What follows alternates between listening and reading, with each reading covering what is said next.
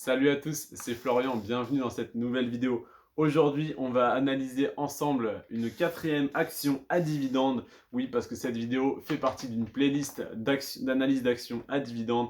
Et aujourd'hui, on va analyser l'action de l'entreprise Chevron. Chevron, on va la décortiquer sur 5 critères, mes 5 critères habituels. Je t'invite à skip de 30 secondes si tu les connais. Sinon, écoute bien, c'est le rendement du dividende. Donc, combien de dividendes reverse l'entreprise à ses actionnaires. La croissance du cours de l'action, est-ce qu'elle est négative? Est-ce qu'elle est stable? Est-ce qu'elle est dans le plus? Ça fait combien d'années que le dividende est versé sans interruption?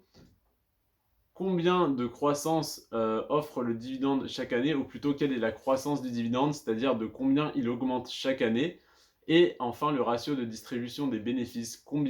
Quelle part de leurs bénéfices l'entreprise reverse aux actionnaires? On va voir ça tout de suite.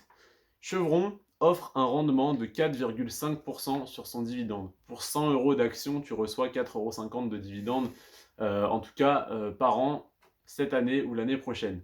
Ensuite, tu verras que ça augmente. Donc, 4,5% de rendement, c'est déjà un très bon rendement au-dessus de la moyenne pour les dividendes. Je t'ai présenté du 6%, du 9% dans mes autres vidéos, mais c'est vraiment exceptionnel. Là, on est sur une action plus classique, mais qui a de très bonnes bases et une très belle perspective d'avenir, tu vas le voir juste après. Donc 4,5% de rendement, 1% de croissance du cours de l'action, c'est pas énorme, mais elle a le mérite d'être dans le vert. Donc au moins, même quand, si jamais dans 5 ans il y a une petite baisse, et ben les quelques pourcents que tu auras accumulés te permettront de ne quasiment jamais être dans le rouge dans 5, 6, 7 ans. Ensuite, là, ce qui va vraiment nous intéresser quand on investit sur des actions à dividende, c'est souvent pour être rentier, donc c'est la régularité du versement du dividende. Et là, le dividende est versé depuis, tiens-toi bien, 37 ans. Ça fait 37 ans que le dividende est versé. Voilà, moi j'en ai 19.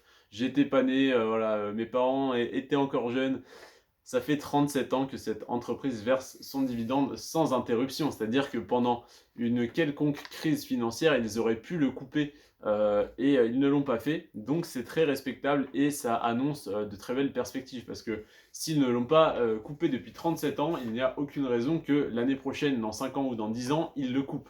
Ils ont un très beau record et à mon avis, même si les bénéfices baissent un petit peu une année, ils ne vont pas couper leurs dividendes pour ne pas casser ce beau score et ce beau record. Donc c'est vraiment très intéressant pour être sûr de recevoir son dividende chaque année, d'avoir une entreprise qui verse son dividende depuis très longtemps sans interruption. Quatrième indicateur, c'est la croissance du dividende. Est-ce que le dividende augmente? Est-ce qu'il est stable? Est-ce qu'il diminue année après année? Bonne nouvelle, il augmente et il augmente de 4,2% par an en moyenne, ce qui est très bien parce que sur 5-10 ans, c'est intéressant et surtout une fois que tu seras rentier, il continuera probablement à augmenter. Donc le jour où tu es rentier, admettons que tu veuilles comme moi 2000 € par mois pour vivre, 2000 € par mois de rente, le jour où tu auras ces 2000 € par mois, tu les retires. Le mois suivant, tu reçois 2010 €, le mois suivant 2020, le mois suivant 2040. Et un peu par un peu, et bien au final, tu reçois de plus en plus de dividendes et tu as toujours besoin, entre guillemets, que de tes 2000 €, voire moins. Et donc, tu peux continuer à investir ce surplus, etc. et à faire croître ton patrimoine.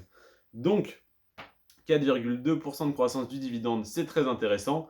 Et le seul point un tout petit peu négatif, c'est le ratio de distribution. Il est de 102%. Alors comment ça se fait 102%, c'est-à-dire que pour 100 € de bénéfices qu'ils réalisent, ils te reversent 102 €. Comment ils font? Soit l'entreprise a des réserves de liquidité, a des fonds de côté, de l'argent de côté, et elle se sert de cet argent pour te payer un dividende parce que sur les dernières années, elle a moins bien performé, mais elle veut maintenir son dividende. Comme je te le disais, ça fait 37 ans qu'il est versé sans interruption, donc elles ne veulent pas casser ça. Soit c'est donc qu'ils ont des réserves de liquidité, soit l'entreprise n'est pas très bien et elle emprunte de l'argent pour verser son dividende. Et là, attention, attention, ça peut être dangereux. Donc là, je t'invite à te renseigner sur cette action. Si jamais tu comptes investir dessus, donc vraiment fais tes propres recherches, surtout sur le ratio de distribution et essaye de comprendre les performances, d'analyser les bilans comptables, le chiffre d'affaires, les bénéfices de cette entreprise sur les dernières années pour ne pas y investir à l'aveugle et qu'elle soit en faillite dans quelques années. Ça serait très dommage. Donc, action qui a absolument tous ses indicateurs au vert sauf le ratio de distribution, comme l'action LTC Properties que je t'avais proposé dans la deuxième vidéo. Là, c'est pareil. Je t'invite voilà, à vraiment faire attention à ça. Ne mets pas pour autant cette action sur ta blacklist. Ça se trouve, elle verse juste un dividende exceptionnel depuis quelques années parce qu'elle peut se le permettre avec les fonds qu'elle a de côté.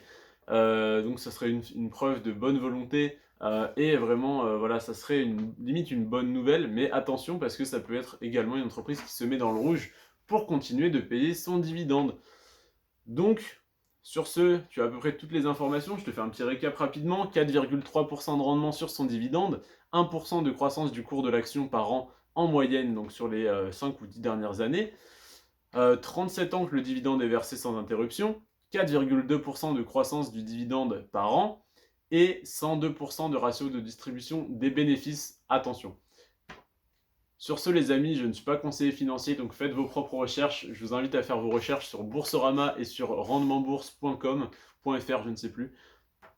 Et donc vous trouverez les mêmes informations que moi, mais mises à jour tous les jours. Si vous souhaitez investir sur ces actions, je vous invite donc à créer un compte titre. C'est la seule manière d'investir sur ces actions-là. Et je vous invite à le faire chez Boursorama, la banque en ligne Boursorama Bank. Parce que du coup, vous aurez votre compte bancaire déjà totalement gratuit avec aucun frais de tenue de compte. Et je suis prêt à parier que vous avez des frais de tenue de compte dans votre banque classique, comme moi quand j'étais dans une banque classique. La banque en ligne, c'est également zéro document, zéro papier, zéro administratif. C'est tout en ligne, tout super simple.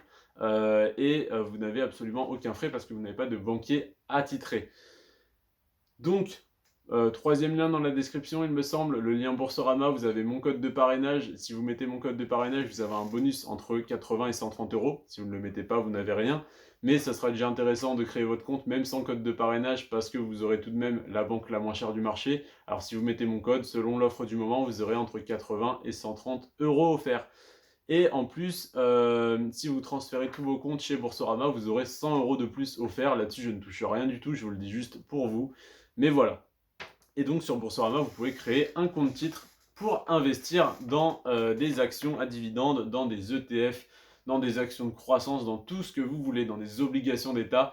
Bref, c'est fondamental de se créer son compte titre et de commencer à investir le plus tôt possible.